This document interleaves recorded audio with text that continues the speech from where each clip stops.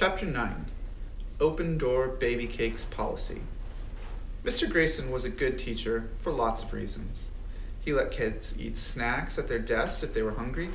He didn't make students ask permission to go to the bathroom. He didn't believe in making people apologize. You can't make someone be sorry, he always said. And he believes in class pets. That's how he put it. I believe in class pets, he said on the first day of class when he introduced them to Baby Cakes, the class rabbit.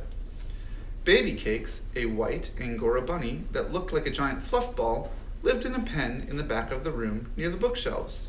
It was a big pen with a gate. If anyone ever needs a cuddle, Mr. Grayson said, Baby Cakes is there for you.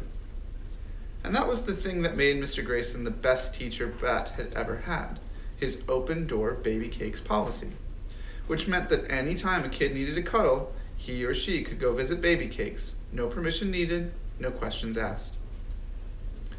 Baby Cakes liked carrots and apples and put up with the cuddling.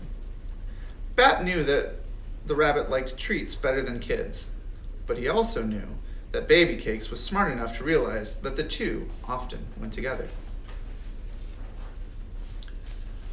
The thing about Mr. Grayson's open door Baby Cakes policy was that none of the kids wanted to ruin it by overusing it. Bat was Baby Cakes' most frequent visitor. Israel visited the second most often, and then probably Jenny was third. A couple of months ago, Israel had given Bat a drawing he'd done of Baby Cakes. It was pretty good. Bat usually tried to visit Baby Cakes during recess or lunch, when a visit wouldn't mean leaving group time. But today he didn't think he could wait until recess. Maybe because he'd missed the baby skunks so much. When Mr. Grayson had everyone pull out the money game, Payday, that they played on Fridays, Bat slipped away from his table and headed to the back of the room. Today, Baby Cakes wasn't sleeping. She was just sitting in her favorite spot on top of the plastic hutch where she slept. She looked like white cotton candy. Bat sat close to Baby Cakes and put his hand on her back, just to let her know he was there. He didn't want to startle her. Break into groups of 4, Mr. Grayson said. Choose a banker and pay everyone $200. For a moment, Bat thought maybe Mr. Grayson was going to let him skip the game and just hang out with Baby Cakes. But then he said, Bat, 5 minutes. Bat didn't want to play Payday. He didn't want to join the class in 5 minutes. But the open door Baby Cakes policy didn't mean it was okay to skip stuff that the class was doing.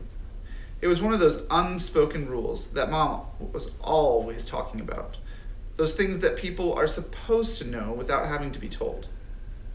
Bat hated unspoken rules, but he loved the open door Baby Cakes policy. So when 5 minutes later, Mr. Grayson said, Okay, Bat, time's up.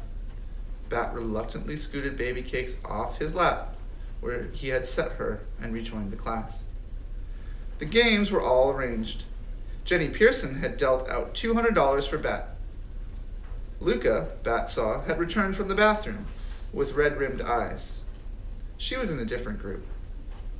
Ready? Jenny asked. I guess, said Bat, and he sat in the empty seat between Jenny and Raymond. Across from him, Corey rolled the dice. Bat sighed. It was going to be a long day. Did you like that, Colby? Yeah, All right. right, please.